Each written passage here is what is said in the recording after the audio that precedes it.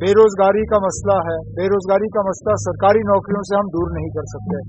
अच्छा, बाकी रियासतों की तरह मैं अपने लोगों को ये भी नहीं कह सकता हूं कि आप जम्मू कश्मीर से बाहर जाओ और वहां रोजगार हासिल करो। हमारे लोगों का क्या हाल हो रहा है वो आपने देखा पिछले दिनों जो हिमाचल में हुआ या कल जो उत्तराखंड में हुआ। हमारे लोग बाहर जाने के बजाय अब ज्यादा अंदर की तरफ देख रहे हैं। इसलिए हमारे लोगों को इन चीजों से बचाने के लिए भी बहुत जरूरी है कि हम जम्मू कश्मीर के अंदर ही एक इस तरह का इकोसिस्टम कायम करें।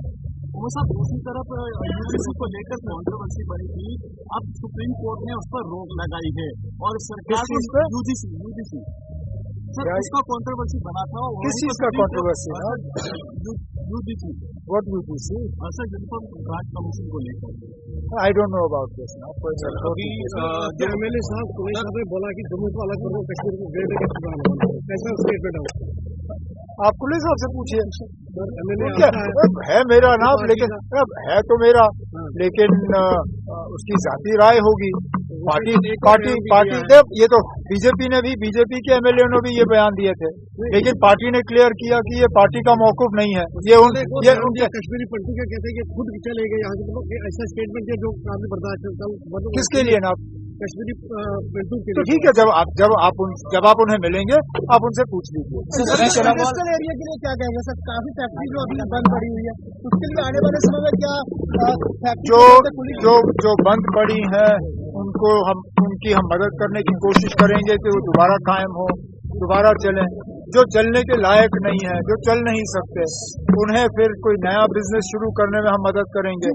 अगर वो भी नहीं तो जिनको लैंड अलॉट हुआ है उनकी लैंड वापस लेके हम किसी और को अलॉट करेंगे ताकि इंडस्ट्री कम से कम लगे। Sir West Bengal chief minister Mamata Banerjee ने जो अजीत पवार की डेथ हुई है उनके लिए सुप्रीम कोर्ट मॉनिटर प्रोब की डिमांड की है। अब जब शरद पवार साहब ने इसके बारे में कहा है उसके बाद किसी को और कुछ कहना ही नहीं चाहिए। पवार साहब ने क्या कहा ये हादसा है, इस हादसे पे हमें सियासत नहीं करनी चाहिए।